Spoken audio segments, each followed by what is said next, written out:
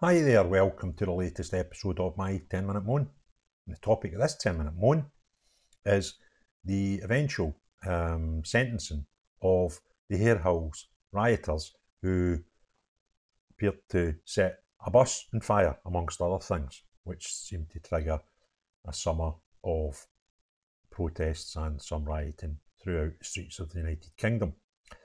So there was 4 men, including Milan Zamonsty,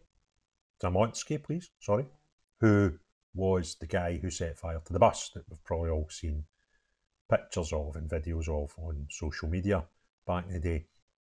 And they were taken to court for sentencing on a number of violent disorder and arson charges at Harehills. It happened in Harehills earlier the year.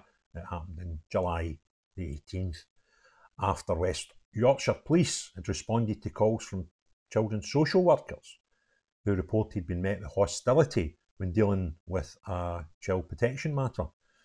Children's social services care staff were withdrawn to a place of safety, but the incident escalated with officers being subject to throwing missiles and bricks. And the judge, he gives a good sort of description of it and he's summing up. However, Dobre of Clifton Mountain, Leeds, had admitted setting fire to the bus in charge of arson with reckless whether to life endangered. Mark Mitchell of Strathmore View and Milan Zamonsty pleaded guilty arson with recklessness as whether life was endangered and violent disorder. And Valentine Palaghia, 21, had previously pleaded guilty to violent disorder and arson in relation to furniture bins and the bus, which was at the centre of the disorder. And they went to court today at Leeds Crown Court. And I'll just get the judge's notes because they were quite good. The judge said each of you has pleaded guilty to involvement in mob violence that engulfed the Harehills area of Leeds on Thursday the 18th of July.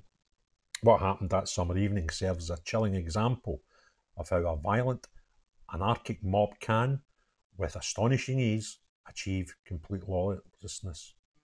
It also offers a dystopian vision of what can happen when the rule of law is subverted by mob violence. The judge said none of the 4 men were involved with the family, that's the family that had the children taken from their house, but each of you were involved in the violence that later ensued. The police were called to restore order, but were quickly outnumbered and the mob grew and aggression turned to violence towards the police. Within an hour of the initial police attendance, there were over 100 people on the streets. Missiles began to be thrown towards police. The police came under attack from missiles and vehicles damaged. There was an estimated 300 to 400 people on the streets by 6:30 p.m. that evening. That evening, the police received countless calls from local people in their homes frightened of what would take place. Judge Bayliss said, each of you has pleaded guilty to violent disorder. None of you are shown to be involved in initial disorder, but each took part in the mob violence that took place later that evening on the streets of Harehills. The judge said 3 of them are to be sentenced for arson.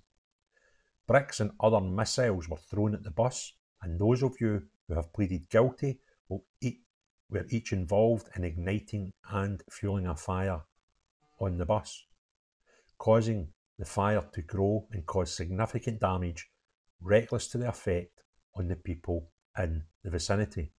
Within an hour of the first ignition, the bus was completely destroyed. Now, Mitchell was jailed for 6 years for arson with recklessness as to whether life was endangered and violent disorder. Dobre was jailed for 6 years for arson with recklessness as to whether life was endangered and violent disorder. Zamonsty was jailed for 5 years, 4 months for arson with reckless as to whether life was endangered and violent disorder. And Palaghia was jailed for 3 years for arson and violent disorder. So I'm quite glad now that we've actually seen some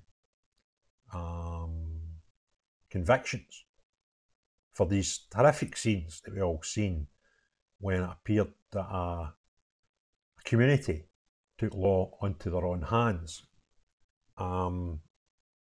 when social services were called to an incident where they felt they had to remove children from a property, and the community decided that they didn't want that. So they challenged the police. We've all seen it. They challenged, first of all, the social care officers, then the police, and actually chased the police out the street. And then that turned to more violence. As the judge has said, there was about 100 people on the street within an hour, but later on that night the numbers grew to about 400, and civil unrest ensued. And it was an incredible sight. So at least now,